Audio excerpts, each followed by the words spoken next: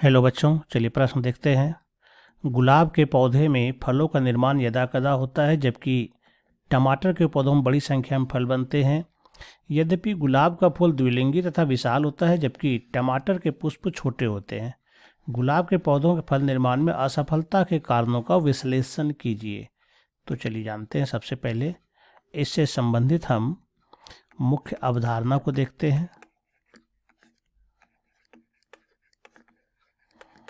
यहाँ पर पूछा गया दो पुष्प की चर्चा की गई है, एक गुलाब की और दूसरा जो है वो है टमाटर का। इस दोनों के बीच में फल होने के कारणों पर चर्चा की गई है।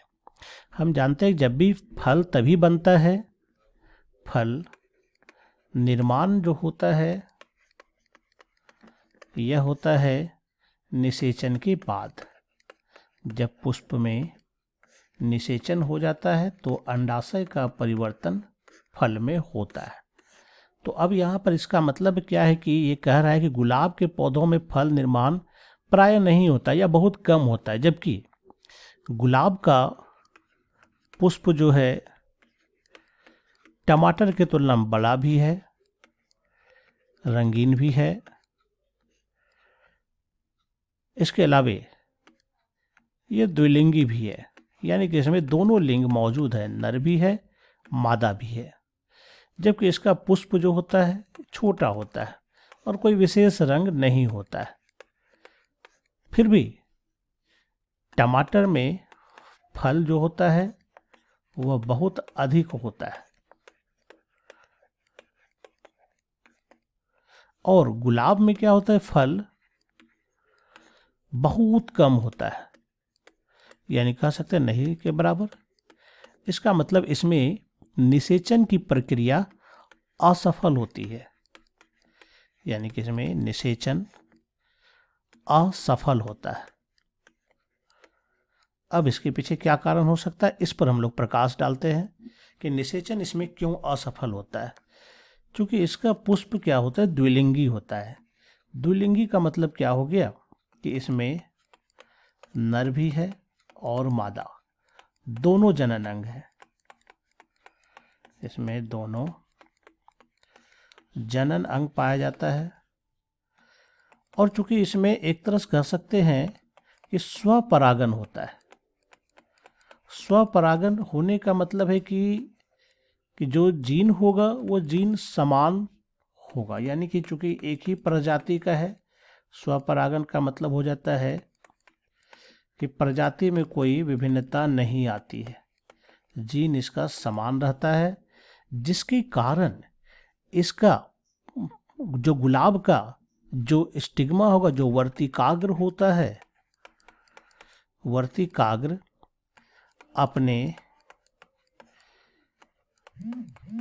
पौधे के